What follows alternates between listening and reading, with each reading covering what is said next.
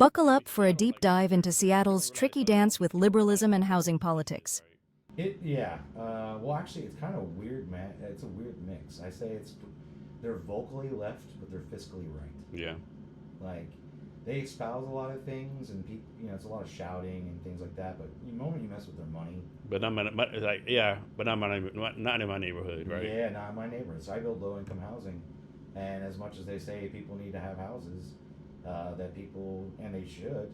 The moment we're like, all right, cool, we're gonna build it right here, and they're like, I don't want to look at that. I don't know if you heard about this. I saw this in the news a month ago. So I guess, so we're right by the we're Pioneer Square, right by the port of Seattle, right?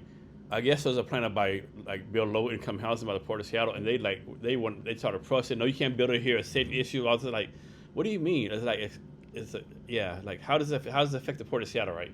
The union, like they're doing like news conferences, all this, yeah.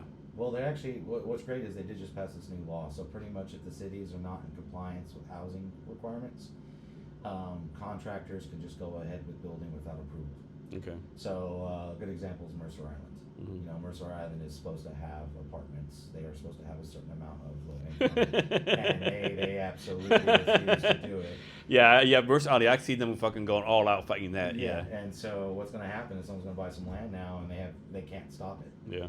Because any city, Kirkland, Redmond, all of those, I don't want to see that. Well, there's a requirement that you have enough.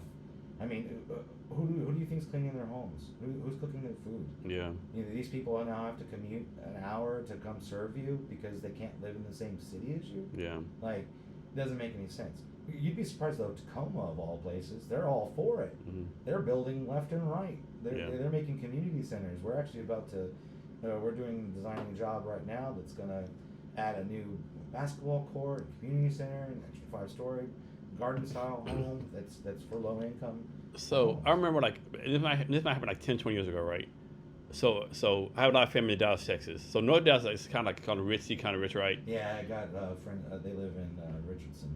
And so 20 years ago, they passed a thing where they'll build like low income house in North Dallas, and they fought it like a motherfucker. They didn't, but then they couldn't end, and that's like they're just part of the community, right? No one talks about it anymore. They go to school, like there's nothing. It's okay, no water, It's just one of those things that I did notice when I moved here, because everyone was like, oh, it's this way, it's that way, and I'm like, well, why did two of the world's richest people live here? It's not as left as you think. Yeah. Two of the world's richest and powerful men lived here for so Somebody long. said this. So of course people always talk about housing, right? So like I know I'm making this up. Like during COVID, right? They froze rents, right? Yeah. But then what did they do for the homeowners, right? Like. I wasn't in a situation where that I didn't own a home. I don't own a home here. But Because the homeowners, they lost income, right? They started paying mortgages, right? But nothing was done for them, right? oh yeah, And a lot of renters or no rent for 12 months, whatever the case may be. The homeowners started paying rent, but they had no jobs, whatever. I just think a lot of times, we don't do nothing for the person, actually, paying the bill, so to speak, I would say, if maybe you only had 2 rental properties, that would be okay. But if you've tried to become a landlord, it's just all you're going to do is buy up all the homes, which now we have a problem like BlackRock, Vanguard. I definitely disagree. That's some bullshit right there. These corporations fucking buying homes and renting them out. That's some straight up bullshit. They are building entire communities where you can never buy them. Yeah. Literally, I'm definitely against that. The Texas has got an entire firm that's all they do is they do entire communities that will never be sold. You can only rent them. Yeah. So That's if so they're fucked going up. to be doing that, then I'm like, well, then you got what you got. Yeah. So I'm more talking about the individual landowner, But, 1 or 2 homes, 1 or 2 apartments. Yeah, that was a hard one. I mean, especially the ones they count the rent, right? Okay. I bought this apartment complex for $2 million. The math works. Every month I make $200,000. And you take out, that's included doing the repairs, and then all of a sudden, there's no rent coming in, and the bank's like, hey, your mortgage is fucking whatever it is, right? I think a lot of them got insurance though, and they also got PPP loans. That's true, yeah. So the insurance companies stepped in. Now, I had a commercial store that you had to pay rent on, and I wasn't even allowed to have the door open for 6 months. That hurt. That hurt a lot. Yeah. So if you had commercial leases, you still were on the hook. Those weren't. You didn't not get to pay that, Yeah. right? And we had a glasses store in North Bend, and we opened it in this November of 2019. So in a couple months, then we were like, hey, or a few months, they were like, hey, you have to close your doors. And you talk to the landlord was really nice, but was like, you're still gonna have to pay. Yeah. So I had to pay. I understand where it came from, but yeah, that's what insurance is for. Okay. You know, and insurance companies they make too much money not paying out, right? And so if you were doing business like that, you'd have an insurance policy, and I would think that would qualify if the government's denying your revenue or your income, being like, hey, this is why I have insurance, pay up. So how long have you lived in Seattle? Seattle, 1.5 years. Okay. Washington, 6 years. Where do you live at before Seattle?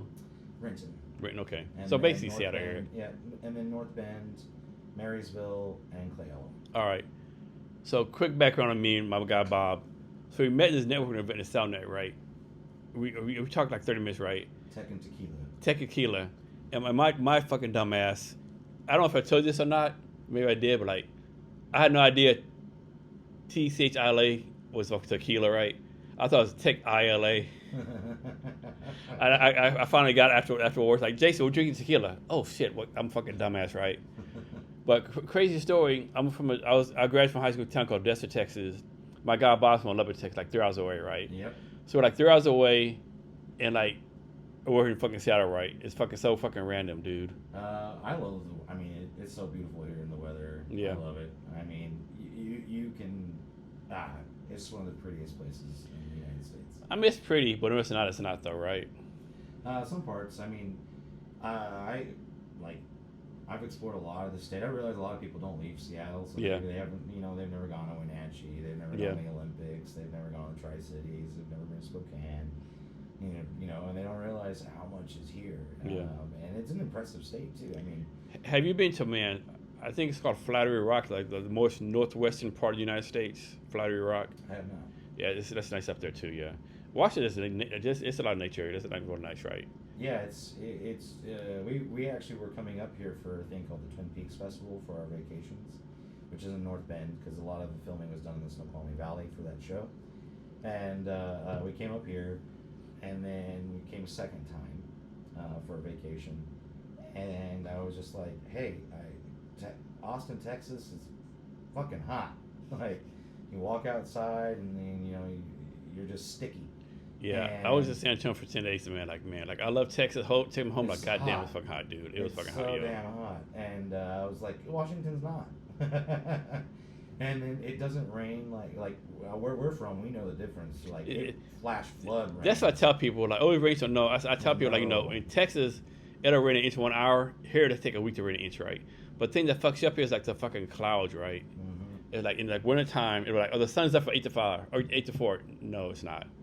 That's I what will kills say me. our summers here though, you get 16 hours of sunlight. Yeah. And if you get closer to the coast, you don't have the overcast. If you go to the Olympics during the summertime, I mean, you have 16 hours of playing. It's amazing. And then of course, if you cross over to the other side of the state, they don't have that problem. No. And you get 16 hours of playing out. Yeah. I'm going to have to go to Olympics during the summertime. I haven't done that yet. Oh, I've done the whole River Trail Yeah. 5 times. There's something I want to do here. Like, have you ever walked I think it's called I'm going to mess it up. It's like the Ho Chi Minh Trail. So basically, it's a place in Western Washington that's supposed to be like the quietest place in the United States. Oh no, that's on the Ho River. Ho River. Yes, I've done that 6 times. So yeah. So I went that one time. Yeah, I got a buddy. He pretty much has been coming up here for once a year for every year. We did it the first time we tried in November, which was a big mistake because that is when the rainforest is actually a rainforest, and it was miserable.